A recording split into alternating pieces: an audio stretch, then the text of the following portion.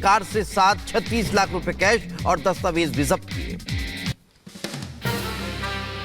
सोरेन पर कसा ईडी का शिकंजा। सूत्रों के हवाले से खबर, झारखंड में जमीन के रिकॉर्ड में किया गया हेरफेर। आधिकारिक दस्तावेजों को बदलकर फर्जी खरीदारों को बेची गई जमीन। झारखंड के अवैध खनन और जमीन घोटाले में राज्य के डिप्टी कलेक्टर की भी भूमिका। सूत्रों के हवाले से खबर, निजी कंपनी को धांधली कर दी गई जमीन। हेमंत सोरेन पर बीजेपी ने साधा निशाना। आरपी सिंह बोले, सोरेन के दिल्ली के घर से 36 लाख रुपए बरामद हुए। जो घोटाला किया उसका जवाब तो हेमंत सोरेन को देना पड़ेगा। हेमंत सोरेन पर ईडी एक्शन के बीच झारखंड में कांग्रेस विधायक दल की भी बैठक हुई। AICC general secretary Ghulam Ahmad Mir की अध्यक्षता में ताजा सियासी हालात पर मंथन हुआ। विदेश मंत्री एस जयशंकर ने आईआईएम दिल्ली में छात्रों से संवाद किया। कहा, चीन से डरने की जरूरत नहीं, वैश्विक राजनीति एक प्रतिस्पर्धी खेल है। आईआईएम मुंबई के छात्रों से संवाद में एस जयशंकर ने भगवान राम का भी जिक्र किया। कहा, हर राम को एक लक्ष्मण की जरूरत होती है, वैसे ही हर नेता को एक साथी की। आज से शुरू होगा संसद का बजट सत्र। पहले दिन राष्ट्रपति द्रौपदी मुर्मू दोनों सदनों को एक साथ करेंगे संबोधित। सरकार ने विपक्ष से सुचारू रूप से सत्र चलाने की अपील की। बजट सत्र से पहले राजनाथ सिंह की अध्यक्षता में पूरी हुई सर्वदलीय बैठक। 1 फरवरी को पेश होगा आम बजट। मोदी सरकार बोली, हर मुद्दे पर चर्चा को तैयार। कर्नाटक के मुख्यमंत्री सिद्धरामैया ने केंद्रीय वित्त मंत्री निर्मला सीतारमण को लिखी चिट्ठी। रायचूर में एम्स स्थापित करने के लिए फंड जारी करने की अपील की गई। आम बजट से पहले देश के लिए अच्छी खबर, आईएमएफ ने बढ़ाई भारत की अनुमानित विकास दर। साल 2024-25 में दुनिया में सबसे तेज 6.5% की दर से विकास करेगा भारत। आईएमएफ के भारत के जीडीपी को लेकर जारी ताजा अनुमान पर असम के मुख्यमंत्री हिमंता बिस्वा शर्मा ने कहा, भारतीय अर्थव्यवस्था अभी दुनिया में सबसे तेजी से बढ़ती अर्थव्यवस्था बनी हुई है।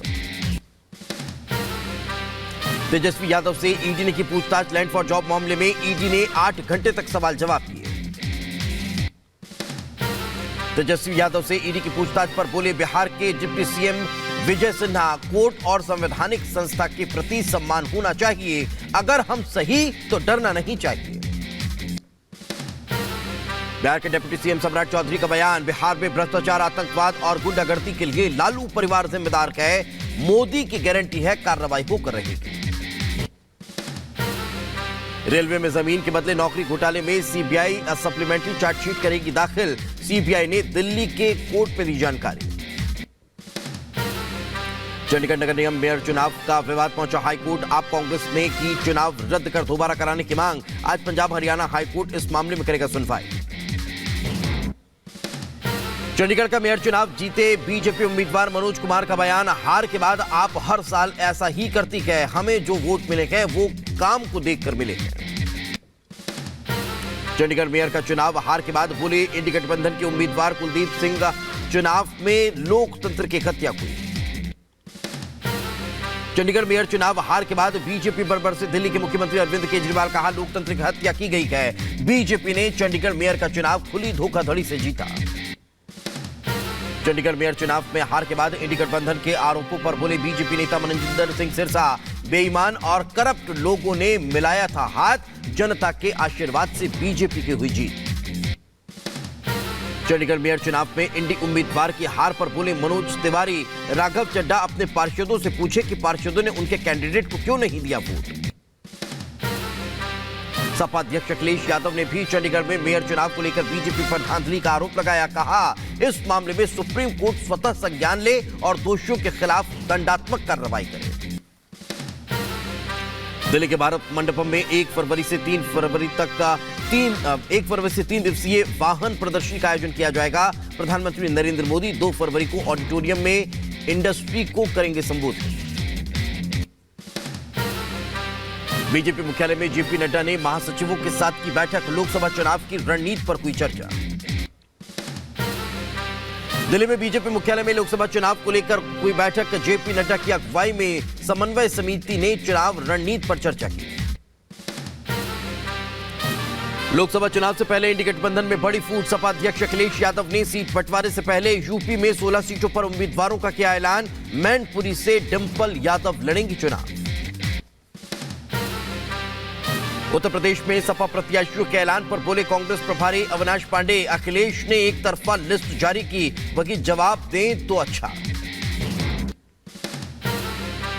उत्तर प्रदेश में 16 लोकसभा सीटों पर उम्मीदवारों के ऐलान पर बोली सपा नेता जूही सिंह, कांग्रेस से 11 सीटों पर बात चल रही है और जल्द ही एक पूरा खाका जनता के सामने आएगा।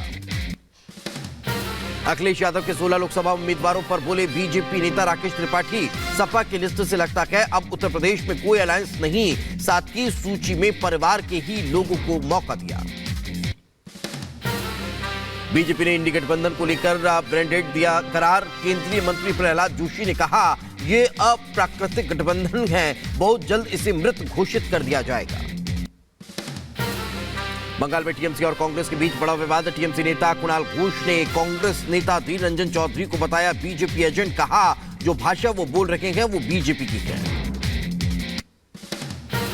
अधीर रंजन चौधरी पर टीएमसी के मंत्री शशि पांजा का भी बड़ा हमला।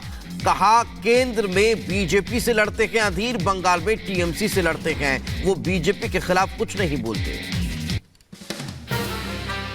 बिहार में नीतीश कुमार की नई सरकार 10 फरवरी को हासिल करेगी विश्वास मत। नीतीश ने आरजेडी से अलग होकर एनडीए के साथ बनाई नई सरकार।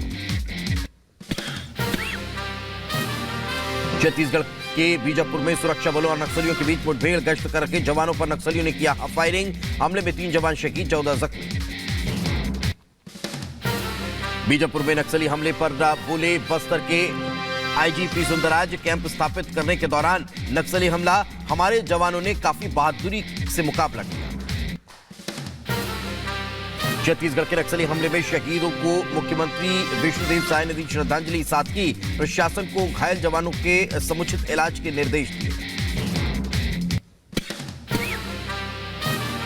दिल्ली के मुख्यमंत्री अरविंद केजरीवाल ने बीजापुर में शहीद जवानों को श्रद्धांजलि दी। सोशल मीडिया पर लिखा इस कठिन समय में हम सभी पीड़ित परिजनों के साथ खड़े हैं। छत्तीसगढ़ में नक्सली हमले पर डीजीपी अशोक जुनेजा का बयान। कहा घायल जवानों को अस्पताल में कराया गया भर्ती, कैंप के जरिए स्थानीय लोगों को दी जा रही सुविधाएं। नक्सली हमले में घायल जवानों से मिले सीएम विष्णुदेव साय, अस्पताल में जवानों का हालचाल जाना। राष्ट्रपिता महात्मा गांधी की पुण्यतिथि पर सर्वधर्म प्रार्थना सभा में शामिल हुए पीएम मोदी, मौन रखकर बापू को श्रद्धांजलि दी।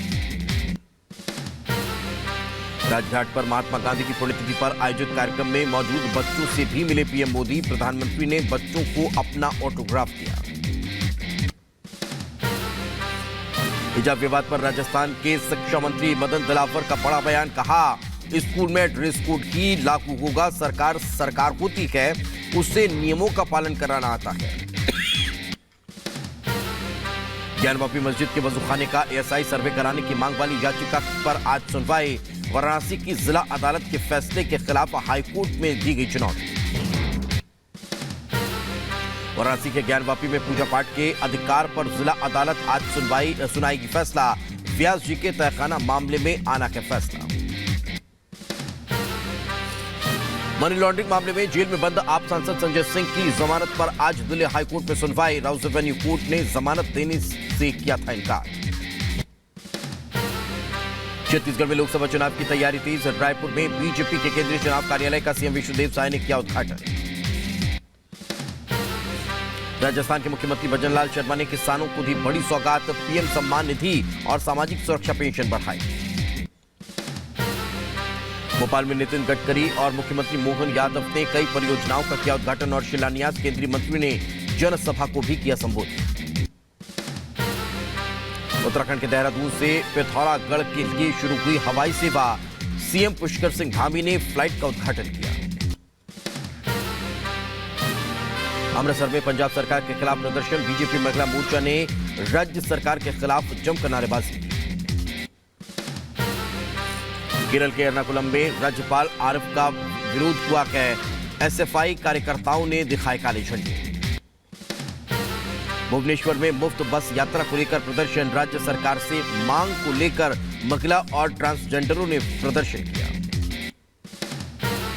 यूपी के अंबेडकर नगर में भीमराव अंबेडकर की प्रतिमा खंडित करने को लेकर ग्रामीणों में गुस्सा, महिलाओं ने पुलिस पर किया पथराव।